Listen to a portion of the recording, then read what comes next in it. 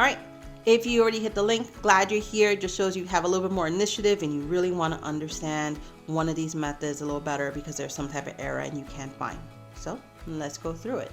Here's the first one with factoring. And since our trinomial is already written in a equals 1 form, it's nice and easy. We're looking for the products of 3 that add up to 4. And since 3 is a prime number, there's really only one combination you can get, 3 times 1.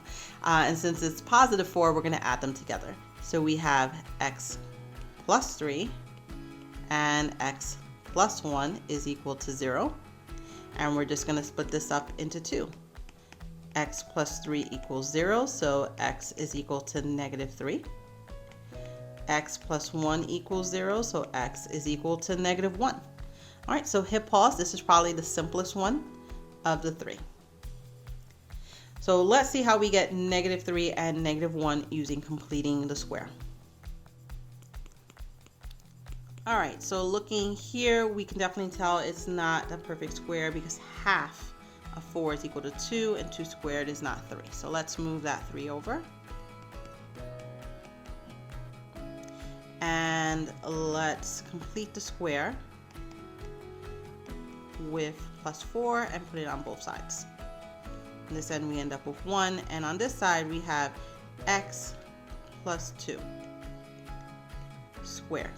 We're going to find the square roots of both, and this gives us x plus 2 is equal to plus or minus, so this is an easy place to make a mistake, plus or minus 1.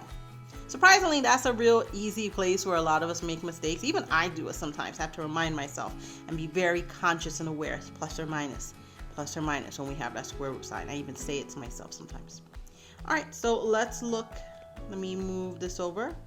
So x plus 2 is equal to plus or minus 1.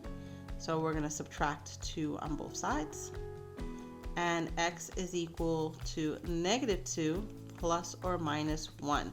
So let's look at both possibilities here. X is equal to minus 2 plus 1, which is just negative 1. Or x is equal to minus 2 minus 1, which is negative 3. Okay, and these are the same solutions we had for just factoring.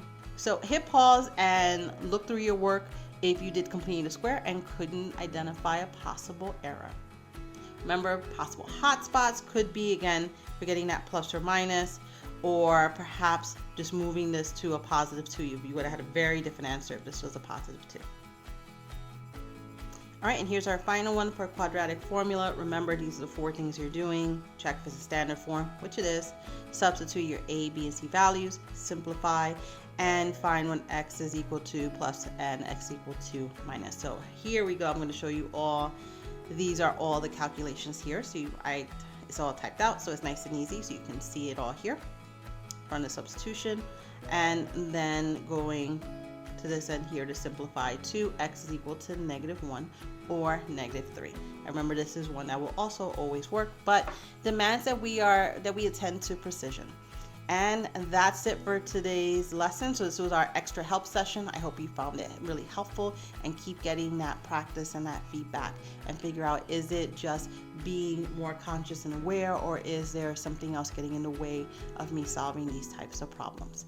But I will say, if it's lack of patience and frustration, that is also something to work on. These do take time, and it can be very easy to be frustrated. So take your time and chunk it out. There is a solution, there is a way to solve it. However, it does revolve around just being very calm so we don't make silly errors. When we get emotional, we sometimes get a little less logical and a little less careful with our mathematics. So keep that in mind and just work through it. And if you don't have it yet, you will with time. I'll see you in the next lesson, Math Marbles. Be well.